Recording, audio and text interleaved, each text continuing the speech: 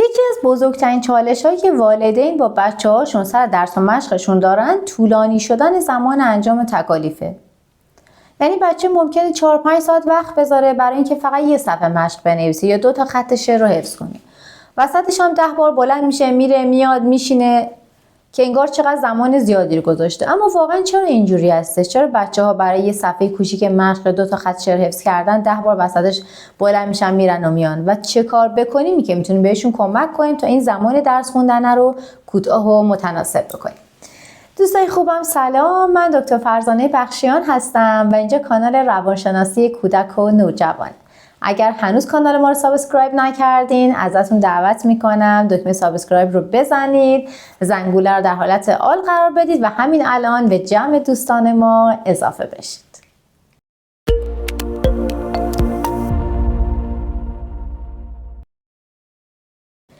تو ویدیوی قبلی براتون سر درس خوندن بچه‌ها گفتم که درس خوندن به خودی خودش یک امر اجباریه، یک امر اختیاری نیستش. و زمانی که یک امری اختیاری نباشه بنابراین نباید توقع داشته باشیم اصلا سیستم رضایت و دوپامین توی مغز فعال بشه. چون کاری رو که انسان ازش رضایتی نداشته باشه در انجامش قطعا لذتی هم نمیبره.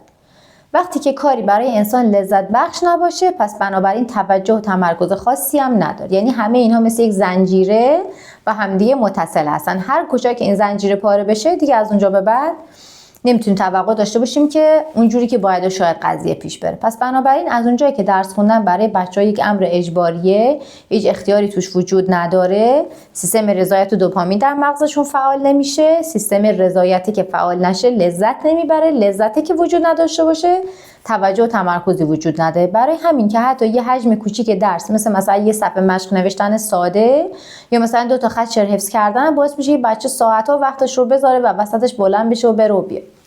این بلند شدن رفتن اومدنه و طولانی شدن زمان درس خوندن یه مشکل خیلی جدی‌تر رو به وجود میاره. و اون مشکل این هستش که ذهن میاد به صورت ناخودآگاه به بچه میگه که آره کل زمانی رو که داری صرف میکنی زمان درس خوندنته. یعنی 10 بار بچه بلند شده رفته اومده، 5 ساعت طول کشیده یه صفحه مشق، مغز تمام این ساعت‌هایی رو که طول کشیده رو به عنوان زمان درس خوندن در نظر میگیره برای بچه و همین باعث میشه تا بچه فکر کنه که درس خوندن سخت‌ترین کار دنیاست چون چقدر زمان داره میذاره. اتفاق بزرگی که این وسط افتاده چیه؟ این هستش که بین مقدار تلاشی که شده و نتیجه‌ای که به دست اومده هیچ تعادل و توازنی برقرار نیست.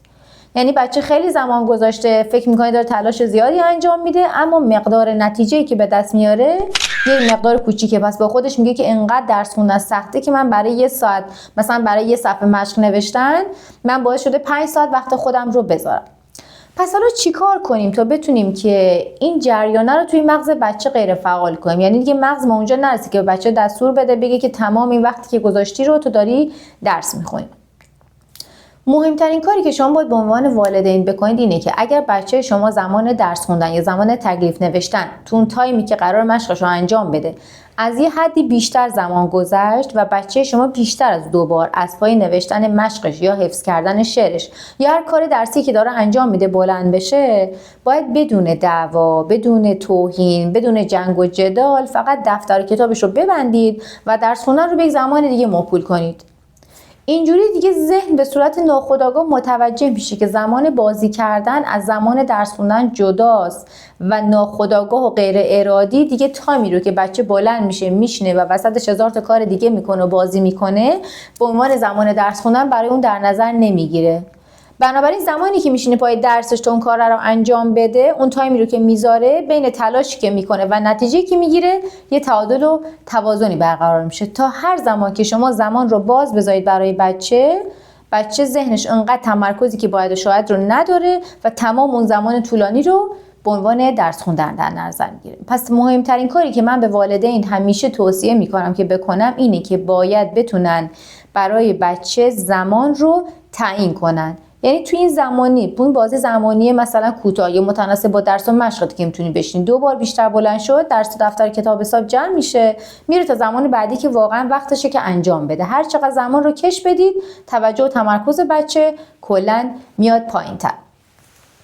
یه نکته دیگه هم که وجود داره که بهتون بگم اینه که باید یه تشویقی برای بچه‌ها به خصوص سن‌های پایین‌تر در نظر بگیرید. خیلی از والدین ممکنه فکر کنن بگن که خب من اگه بخوام برای درس خوندن بهش تشویقش کنم، بچه‌م ممکنه فکر کنه من دارم بهش باج میدم. نه، اصلا قضیه باج دادن نیست. منظور اینه که باید یک تشویقی متناسب با سن بچه براش در نظر گرفته بشه. مثلا اگر زود بتونید مشقاتو تو 1 ساعت انجام بدی، بعدش میریم پارک، یا بعدش اون کاری رو که دوست داری میکنیم. اون کاری که دوست داری باید متناسب باشه با علایق و سن بچه شما. مثلا یه بچه 10 ساله که باش لذت بخش نیستش که شما هر روز بهش بگید اگه درساتو زود انجام بدی، املاتو بنویسی، بعدش میریم پارک. نه، شاید تشویقی که برای بچه 10 ساله باید در نظر گرفته باشه اینه که مثلا دوست داره با یه تایمی با گوشی بازی کنه، یه بازی توی گوشی انجام بده، وقتشو تو اینترنت این مقدار سپری کنه، یا با دوستاش یه برنامه خاصی داشته باشه. پس یه تشویقی براش در نظر بگیرید و فکر نکنید که این تشویق باج دادنه و متناسب با سن بچه‌تون هم این تشویق رو برای اون انجام بدید. نکته که در آخر میتونم بهتون بگم اینه که در مورد این تشویقه چیزی که اثرگذاره اینه که باید اقتدار رو از مهربانیتون مثل همیشه که گفتم جدا کنید.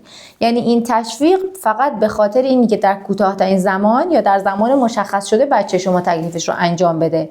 اگه بچه شما امروز اومد و دوباره 6 ساعت مشق نوشتنش رو طول داد، بعد که نوشت گفت خب مامان بالاخره تموم شد حالا گوشی بده یا حالا بریم پارک، دیگه نباید اینجا کوتاه بیاین. چون اگر بچه متوجه بشه که هر چقدر که زمان بازه و اون هر چقدر که دوست داشته بالاخره به هر زور و ضربی شده تکلیف رو انجام داده، فردا همین آش رو همین کاسه و هیچ چیزی در پی نداره جز جنگ اعصاب برای شما. پس بنابراین تشویق زمانی فقط به بچه داده میشه به عنوان پاداش که در اون بازه زمانی مشخص کوتاهی که براش تعیین شده بتونه تکلیفش رو انجام بده. بسیار خب دوستان خوبم، امیدوارم که از این ویدیوی کوتاه نهایت استفاده رو برده باشید.